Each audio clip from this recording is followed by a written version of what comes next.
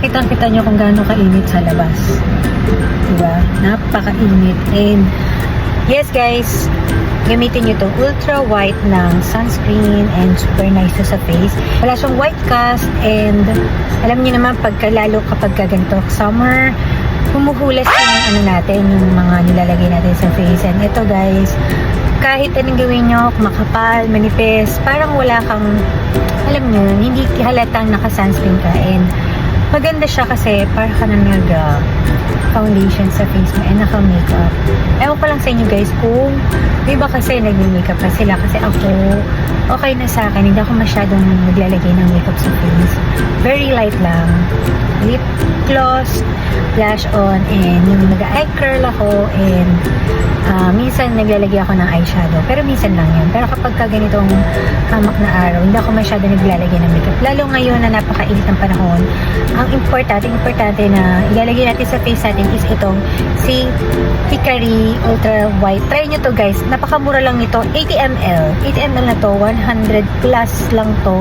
Tapos sa tagal mo nang magagamit. Sa bahay ginagamit ko siya kasi may mga ano yung nasabi niya, radiation and yes, kailangan nyo pa rin maglagay sa face nyo nito kasi lalo sa bahay and sa labas ngayon kasi sobrang init yun.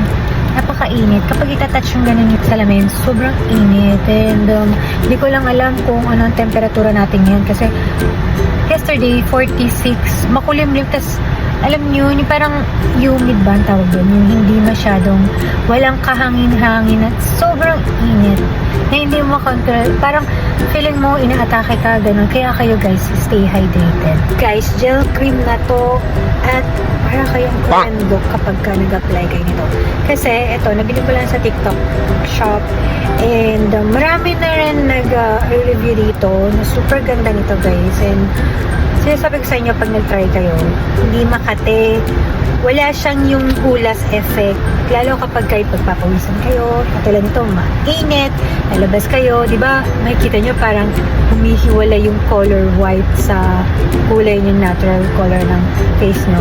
And you guys, try nyo to. Tapos matagal yung expiration nito. Wait. 2027. So, 2025 ngayon. So, may 2 years pa.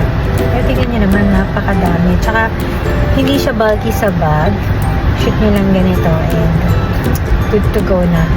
Tsaka, alam nyo yun, mas magandang nagsa-sunscreen kayo. Kung ano man ginagamit nyo, ako kasi eto lang talaga. Pero kung ano ginagamit nyo, i-ano nyo lang, i-maintain nyo lang.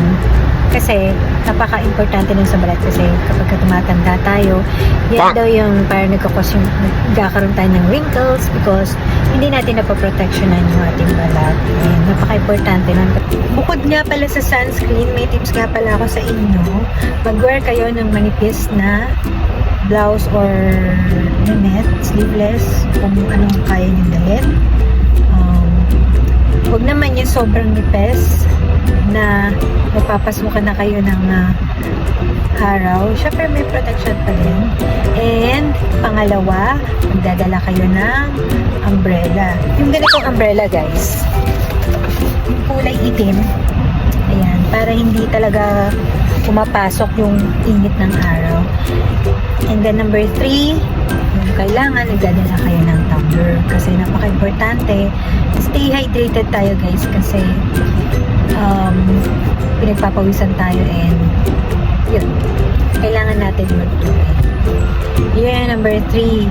Syempre yung ika-4th natin, yun nga, yung sunscreen. Maglalagay tayo ng sunscreen. 30 minutes before tayo lumabas, maglalagay tayo, tapos magre-reapply na lang tayo ng sunscreen para yung balat natin ay maproteksyonan. Kahit na naka-umbrella tayo. Kasi iba pa rin yung sa sunscreen ko. What's next? Panyo. Kailangan may panyo kayo kasi para pag pinagpapawisan kayo, diba? Para hindi naman kayo haggard na haggard tingnan. And ako kasi lagi sa sasakyan meron ako nitong organic na baby wipes. Nagpupunas ako kasi ang hirap para kang kahit nasa sasakyan ka, ang init, pinagpapawisan, naiinitan yung katawan and nakaka-relieve ako kapag ka nag-wipes ako. Ewan ko sa inyo guys kung ganun kayo kasi mas parang nabubuhayan yung dugo. Tama ba? Ganun. Kapag ka nagwa-wipes. Tapos, ang number ano naman? 4th, 5th. Ayun. Kung may cup kayo, ayan, maglagay kayo. Nakalimutan nyo sa bahay. Yung umbrella nyo, kailangan meron kayo ganito. Pero useless kasi ito kasi yung balat naman natin ang maiinitan. So, kailangan pa rin talaga natin magdala ng umbrella.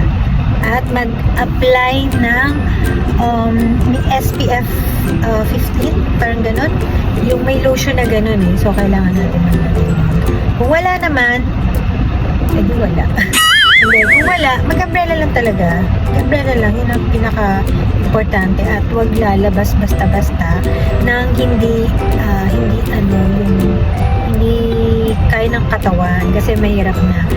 Ikalma niyo lang yung muna yung sarili nyo sa bahay kung medyo may nararamdaman kayong something na parang tumataas ang BP nyo, huwag kayo lalabas kasi number 1 rule yun na baka kayo ay atakihin kasi gusto nga ngayon dahil mainit.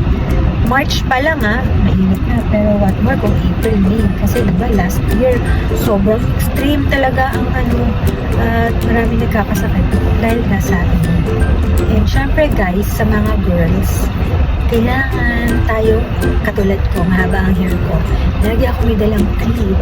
So, kailangan natin mag-put ng hair, ganyan, para medyo mag-press ko. Bahala na kayo kung ano gusto nyo i-style sa buhok mo. Na lang ako dito kasi, meron akong yung neck pillow ba tawag? Basta yun, tumatama siya. So, pag bumababa lang ako, tinatanggal ko siya. Yun.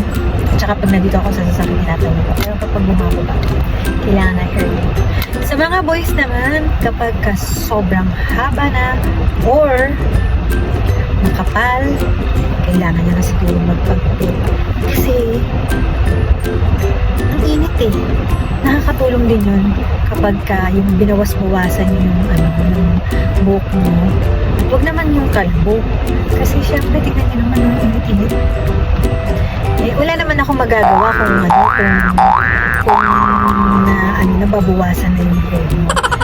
Pero dapat nakasombrero kayo guys kapag kayo wala na masyadong hair dito, ganun. And yun, yung mga tips na yan is I think makakatulong sa inyo lalo na ngayon. Puro ko lalo na ngayon. So yun guys, salamat sa pakikinig at sa susunod na pagkikita natin.